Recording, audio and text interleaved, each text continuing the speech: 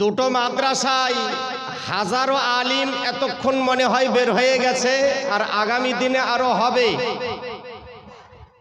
হাফিজ, কারি, মৌলবি, মুফতি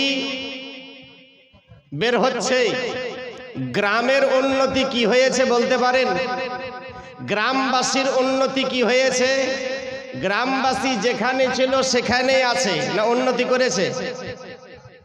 গ্রামবাসী যেখানে ছিল ওখানেই আছে। লাভ শুধু মৌলবি আর তালিব ইলমের হয়েছে, জনগণের লাভ কিছু হয়নি। কারণ আজ থেকে 20 বছর আগে যে কটা নামাজি ছিল আজও ওই কটাই আছে, বাড়েনি। কি বলেন, খারাপ বলছি না? ওই কটাই আছে, বাড়েনি। তাহলে দুটো করেন আর আরো দুটো করেন, মাদ্রাসা করে জনগণের লাভটা কি হলো ভেবে দেখবেন। জনগণ কি লাভ পেল? জনগণের কিছু লাভ তেমন হয়নি। ব্রাদার, কেন হয়নি এর পিছনে কারণটা কি? বিরাট গুপ্ত রহস্য লুকিয়ে আছে। যদি বলি হয়তো খারাপ লাগবে, কিন্তু বাস্তব কথা কি, আজকে জনগণ কোনো উন্নতি করতে পারল না।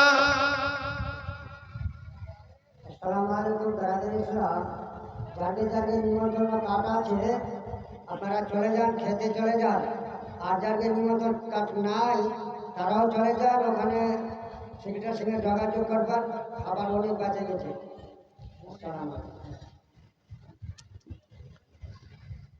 হ্যাঁ, তো বলছিলাম যে যাদের উপকার হলো না তারা কারা, বা কেনই বা উপকার হলো না? দুটো মাদ্রাসার পরেও জনগণের উন্নতি হলো না কেন? এর পিছনে বিরাট একটা কারণ আছে।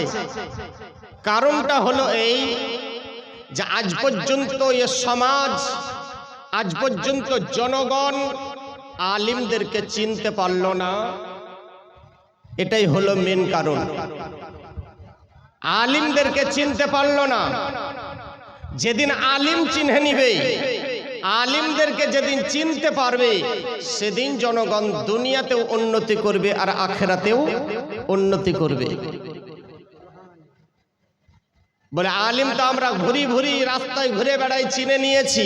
যে না, জনগণ আলিম চিনতে পারেনি। এখানে বলেন আর ওখানে বলেন, যে মাদ্রাসার কথাই বলেন, আলিমদেরকে চালাচ্ছে কারা? আলিমদেরকে চালায় কারা? কিছু বলেন। গ্রামবাসীরা। গ্রামবাসী আলিমদেরকে চালায়, যার জন্য উন্নতি নাই। কসম খোদার, দরকার তো এটা ছিল যে আলিম যেটা বলবে সেটা জনগণ মানবে, নাকি? আর এটা যেদিন করতে পারবেন সেদিন গ্রামবাসীর উন্নতি হবে, গ্রামবাসী লাভবান হবে। আর যদি আলিমদেরকে চালান, মাদ্রাসার বিল্ডিং হবে কিন্তু ইসলামের উন্নতি হবে জিন্দেগিতে হবে না। তার কারণ যে মাদ্রাসার বারান্দায় যায়নি সে হচ্ছে মাদ্রাসার সেক্রেটারি, সে হচ্ছে মাদ্রাসার ক্যাশিয়ার। তো যে মাদ্রাসাতেই যায়নি, মাদ্রাসা চলে কিভাবে, চালায় কিভাবে, সেটা জানবে কি করে? জানার ক্ষমতা তার হবে না। আর ওই সমস্ত ব্যক্তিরা এসে আলিমদের উপরে হুকুমত চালাচ্ছে, যার জন্য সমাজের উন্নতি কিয়ামত পর্যন্ত হবে না। কিয়ামত পর্যন্ত সমাজের উন্নতি হবে না। টাকা আসবে, বিল্ডিং হবে, মৌলবি হবে, সব হবে, কিন্তু গ্রামবাসী যেখানকার সেখানেই থাকবে, কোনো উপকার লাগাতে পারবে না, আর পারছে না। এটাই কারণ। যাই হোক, আমার যে সাবজেক্ট, আমি আজকে কোরআনে পাক হতে আয়াতে কারিমা তেলাওয়াত করেছি। সুবহানাল্লাযী আসরা বিআবদিহি লাইলাম মিনাল মসজিদিল হারাম ইলাল মসজিদিল আকসা। पाक है वो ज़ात जो ले गई अपने महबूब को रातों रात मस्जिद हराम से मस्जिद अक्सा तक। बोलुन सुबहानल्लाह। लंबा घटना আছে, অত সময় নাই, সংক্ষিপ্ত আকারে বলবো। আল্লাহর নবী শবে মেরাজের রাত, শবে মেরাজ 26 তারিখ, রজব মাসের 26 তারিখ দিবাগত রাত। 27 তারিখের রাত আল্লাহর নবী উম্মে হানির ঘরে শুয়ে আরাম করছেন। এদিকে আল্লাহ বলছেন জিবরিল, বলে আল্লাহ হাজির আছে। বলে জিবরিল যাও। বলে আল্লাহ কোথায়? বলে যাও আমার নবীকে নিয়ে এসো, আমি আল্লাহ আমার নবীর দিদার করব। বলুন সুবহানাল্লাহ। তো জিবরিল আমিন বলছেন আল্লাহ আনবো তো কিভাবে আনবো? তো আল্লাহ বলছেন আমার নবীকে নিয়ে এসো, তো দুলহা সাজিয়ে নিয়ে এসো। কি সাজিয়ে? দুলহা সাজিয়ে নিয়ে এসো। তো জিবরিল আমিন বলছেন আল্লাহ দুলহা যে সাজাবো, তো পিছনে বরযাত্রী না থাকলে তো দুলহা মানায় না, ঠিক কি না? দুলহা পিছনে যদি বরযাত্রী না থাকে তো দুলহা মানায়।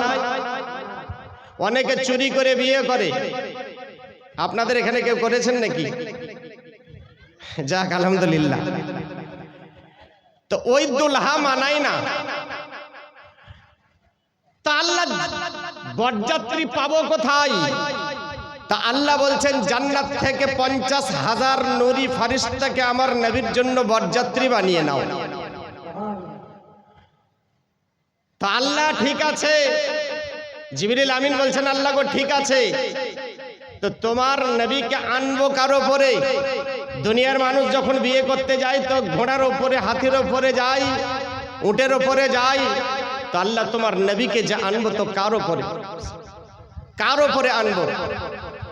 তা আল্লাহ বলছেন জিবরিল যাও জান্নাতের ভিতরে যাও আর বোরাক সাথে নিয়ে নাও।